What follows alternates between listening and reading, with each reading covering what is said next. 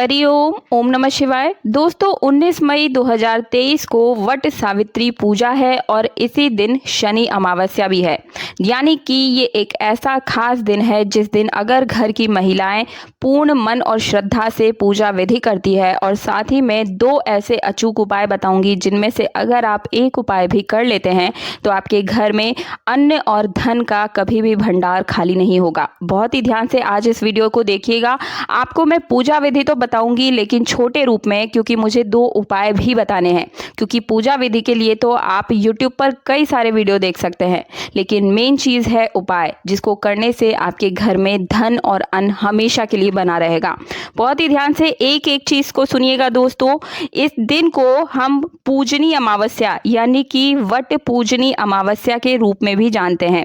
वट सावित्री व्रत में वट वृक्ष की पूजा की जाती है। हमारे घर के आसपास या फिर मंदिर में कहीं भी हमें वट वृक्ष आसानी से मिल जाएगा, लेकिन एक चीज का हमें ध्यान रखना है कि जितना पुराना वृक्ष मिल सके उतने पुराने वृक्ष ही अगर आप पूजा करते हैं तो इसका प्रभाव ज्यादा पड़ता है।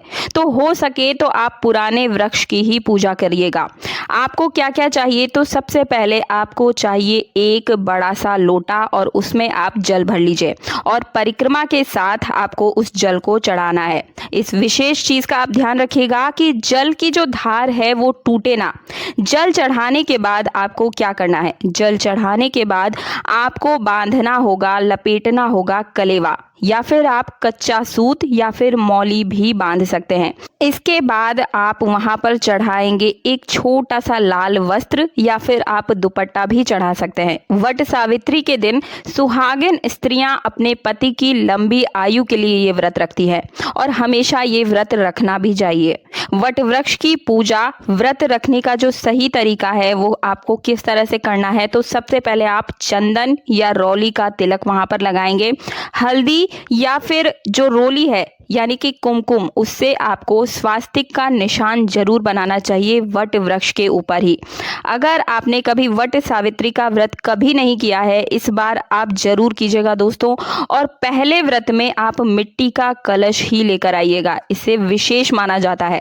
जब आप पूजा करके जाएं तो उस कलश या लोटे में जल अवश्य भर कर अपने घर लेकर जाएंगे दोस्तों। कभी भी बर्तन को खाली ना लेकर जाएं, ये अशुभ माना जाता है। सुहाग के सामान और फल चढ़ाइए और अठवाई जरूर चढ़ाइएगा दोस्तों। 2 या 4 पूड़ी के ऊपर आप हलवा रख करके या फिर पुए भी आप ले सकते हैं, इसका आप भोग लगाएं और भोग के पश्चात आपको जल का अर्घ जरूर देना है। वट वृक्ष में जो फल लगे होते हैं जिसे कि बरबोलिया बोला जाता है, गोल गोल जो फल होते हैं वट वृक्ष के, इन्हें आपको ऊपर उछालना है। यानी कि एक हाथ से आप उछालेंगे और दूसरे हाथ से आप अपनी साड़ी या चुन्नी या पल्लू में उसे झेलेंगे, ठीक है। उसके बाद इसे आप अपने घर लेकर चले जाइए। घर आकर पति के चरणों को जरूर छुएं और वट वृक्ष की पूजा करने के बाद जल आपको पीना है। जल किस तरह से पीना है, तो आप अपने पति के हाथ से ही जल पिएं। बहुत सी महिलाएं पूरे दिन बिना कुछ खाए और जल पिए ही व्रत रखती हैं, लेकिन इसमें ऐसा नहीं है। जैसी आपकी श्रद्धा हो उसी तरह से आप इस व्रत को कर सकती है। अगर आप पहली बार इस व्रत को करने जा रही हैं, जो भी महिलाएं पहली बार इस व्रत को करेंगी उसे अपने मायके से ही इस व्रत की शुरुआत करनी चाहिए, ससुराल से नहीं। कपड़े से लेकर आपके पूरे सुहाग के सामान मायके से ही होना चाहिए। ससुराल पक्ष से कोई सामान इस व्रत में नहीं होगा। अगर व्रत के दौरान मासिक धर्म आ जाए तो बाल धो करके किसी और महिला से आप पूजा करवा लीजिए और वट सावित्री की कथा थोड़ी दूर बैठकर ही आप सुन ले। इस साल वट सावित्री शुक्रवार यानी कि 19 मई 2023 को है।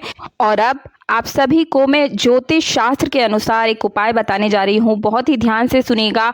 अगर किसी व्यक्ति के घर में बहुत लंबे समय से कोई बीमार चल रहा है तो आपको क्या करना होगा, आपको बरगद के पेड़ की छाल लानी है और उसे रोगी व्यक्ति के तकिए के नीचे रख देना है। ऐसा आपको पूर्णिमा तक करना है और धीरे धीरे आप देखेंगे कि रोग उसका ठीक होने लगेगा। यानी कि अमावस्या से शुरू कर पूर्णिमा तक आपको रोज इस उपाय को करना होगा। होगा। अब मैं आपको जो उपाय बताने जा रही हूँ, इससे आपके सभी प्रकार के बिगड़े हुए काम बनने लगेंगे, सारी बाधाएं दूर हो जाएगी। भगवान विष्णु की ऐसी कृपा होगी कि धन और अन्न कभी आपके घर से कम नहीं होगा। माँ लक्ष्मी सदा सदा के लिए आपके घर में वास करने लगेगी। तो करना क्या है, आप ध्यान से सुनिएगा।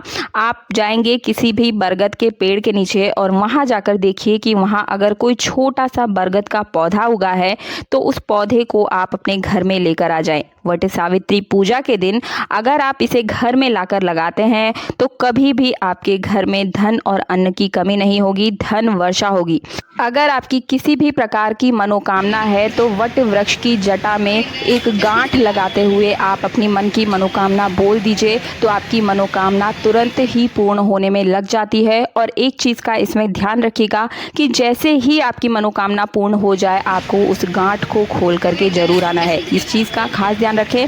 अब मैं लास्ट एक आपको उपाय बताने जा रही हूँ, इससे आपके घर में कभी भी अनाज की कमी नहीं होगी। बहुत ही ध्यान से सुनिएगा।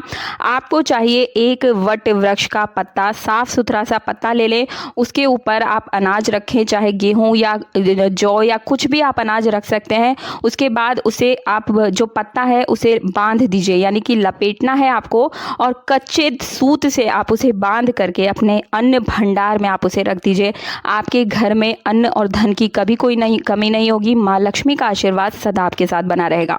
मुझे उम्मीद है आप सभी को मेरा आज का ये वीडियो पसंद आया होगा। वीडियो पसंद आया तो चैनल को लाइक करने के साथ सब्सक्राइब अवश्य कर लीजिएगा। मिलती हूँ अगले वीडियो में। हरि ओम, ओम नमः शिवाय।